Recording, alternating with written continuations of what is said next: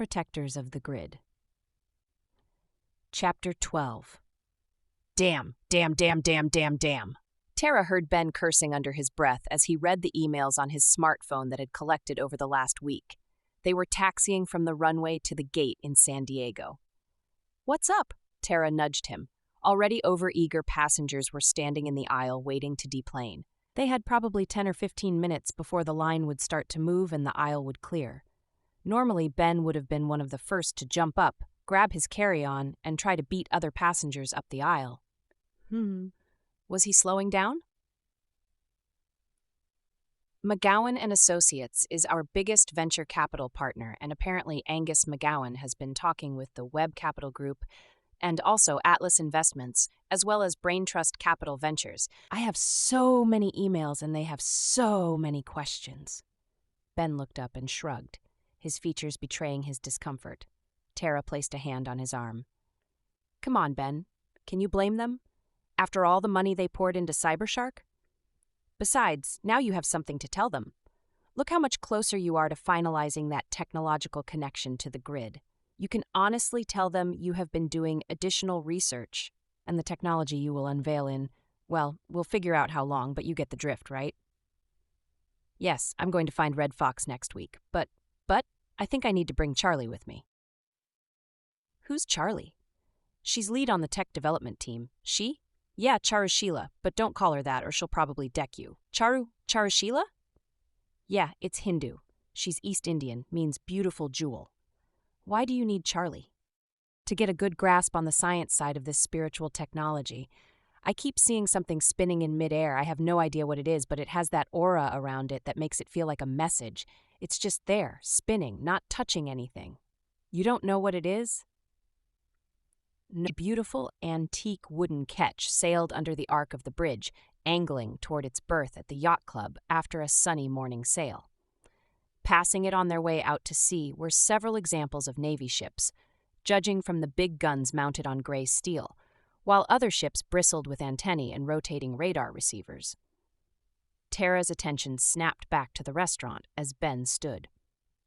She followed his gaze to a woman with glowing milk coffee skin and long waves of silky black hair captured behind her neck by a red twistee.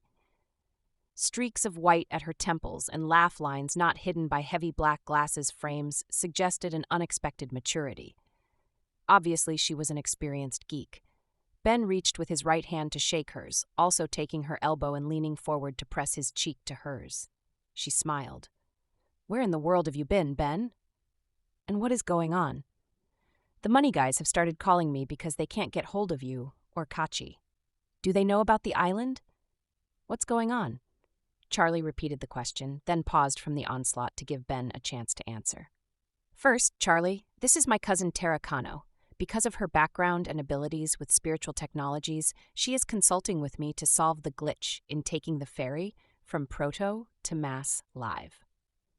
Charlie blinked and turned toward Tara. "Sorry, pleased to meet you. Spiritual technologies? I'm not sure I understand. Ben, what is going on?" "The grid we're working with, Charlie." "Yes.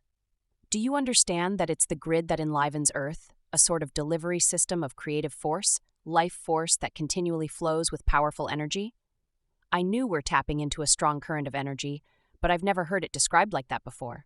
You're working with its electromagnetic properties that will both activate our microcams and keep them circulating in a particular orbit around Earth. You're calibrating the speed of movement so that we know where they are and where they are going at any particular time, so that we know which minicam to aim where to capture a particular event. Right?" Charlie gazed at him in surprised silence for a moment, then nodded. Ben grinned at her. "See, I'm not just another pretty face." Charlie raised both brows, but she smiled. Ben directed Charlie's attention to Tara. "I brought Tara in because she knows energy from the standpoint of spiritual management." He looked back and forth between them. "I need you both to connect the remaining dots in making the ferry a gift to humankind." "A gift to humankind?" Charlie asked softly in her slightly British accent. "Yes, and I'm not being facetious or saying any of this lightly. Charlie." Ben's expression was more sober than Charlie had ever seen it. He had always had more of a playboy facade, one that didn't quite fit. She waited. Well, Kachi was the one who understood how to make all this work. I didn't buy into what I used to think of as the weird part, which meant to me all the spiritual stuff. The sweat lodges, the ceremonies, the vision quests. It never occurred to me that he would just take off before the project was complete. Why don't you just call him, Ben? Talk to him, right? You guys aren't sworn enemies or anything, are you? Grown-ups, maybe? He and most of the elders have gone deep into the forest on their island, a sort of group vision quest, or maybe special medicine work. No one knows how to contact them or when they will be back. It seems like they are out of range on purpose. So what are you going to do? Charlie tilted her head, curiosity crinkling her face. I have a call into the res where I used to go with Kachi to see if Red Fox is still there or went with them to the island. I have a feeling he might still be there because he's a strong leader who can look over those remaining while the new community is formed on the island. He lives a couple hours' drive into the hills. The phone number I have for him goes straight to voicemail, so he's either got the phone off or it's lost its charge. He was never good with that kind of technology. But Grace takes him groceries every few days. She promised to talk to him about seeing me and call me as soon as she gets back. Who's Grace? Kachi's sister. Red Fox is their uncle. Both Grace and Kachi have been especially close to him, even before their mother died. What do you hope to get from this medicine man? Charlie leaned forward, getting more and more curious and engaged. Ben sat there for a moment, trying to find the right words. After several moments, Tara reached over and touched his arm. May I? Ben nodded. Charlie, we've just returned from Molokai, where Ben's purity of intention was challenged before he was allowed either to see the grid or to approach it.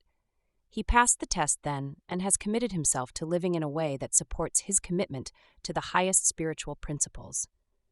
In order to work with power of this magnitude, Ben had to, and is, demonstrating his responsibility. He needs to go back to see Red Fox because it was through working with him that Kachi evolved the concept for the inner workings of the fairy. You didn't do it before? Charlie asked. I was a bull-headed kid then, Charlie. He grinned the woeful grin that made him seem boyish even at nearly 5 decades of age. Honestly, I didn't want to know. I didn't want to do the work. It all seemed woo-woo and a royal waste of time, except that it worked. Trust me, I've had plenty of time to regret that. If I had known what connection with divine energy could feel like, I'm just trying to catch up here. Charlie leaned back, pursed her lips, and squinted her eyes while she searched Ben's face. It was obvious when she made up her mind because she immediately started speaking. Maybe I misjudged you, Ben. I gave up on you long before Kachi did, and heaven knows he tried. So you're asking me to go with you to Red Fox to eat humble pie and devote yourself to learning spiritual technology. Yeah, that's pretty much it, Charlie. Something tells me that you'll catch anything I miss and be able to integrate the spiritual technology with the nuts and bolts. You're damn right, Ben. I'm exactly the one you want along. What Kachi knew that you never did is that from the time I was young, I served an apprenticeship with a Hindu master of energy. Kachi and I often had conversations about the consistencies in our cosmovisions and the way language could disguise or reveal those consistencies. I'm glad to finally be having this kind of conversation with you. It's long overdue. You'll let me know as soon as you do when we're heading to the res, right? I have to line a few things up in the shop and pack a few things in a bag. Which res are we going to? Red Fox is part of the Choctaw Nation of Oklahoma. We'll fly into Oklahoma City, then drive to Durant. We should hear back from Grace pretty soon. Red Fox lives on the edge of the Kiamichi Mountains, a subset of the Ouachita Mountains of Arkansas and Oklahoma, which are notable because they run east-west instead of north-south like the other ranges in the U.S. So we could be gone as long as a week? Yeah, even if we're lucky enough to find Red Fox at home, we won't be able to rush him. He has a totally different concept of time. Tara grinned. That's pretty common amongst indigenous healers, but you'll have to do something for your investors, Ben. Continued silence will make them more nervous. The more nervous they get, the more likely they will turn into a lynch mob. Ben groaned. Thanks, Tara. You're such a comfort. Don't know what I'd do without you. Oh, stop.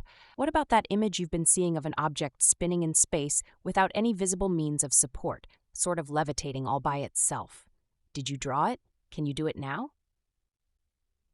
Without waiting for his response, Tara turned to Charlie. Maybe you can release an amateur drawing. No, a cartoon-style drawing. Make it part of the campaign for the new technology that will allow the ferry to unite families spread out over long distances to participate in special occasions, like weddings, funerals, births, and such. Rock concerts from around the world. Humph. Promoters will be salivating thinking of potential ticket sales. Release it right now only to the investors, a preview of coming attractions. Tara grinned. It will be a combination tease and reassurance that they are the first to be on board for this bold new wave. She looked at Ben, then back at Charlie. Will that work, do you think? Ben looked thoughtful. Maybe. The big guns are money boys, not scientists, so they wouldn't understand the nuts and bolts anyway. He paused again, thinking. From a psychological perspective, it's great, and will buy us a little time to resolve this.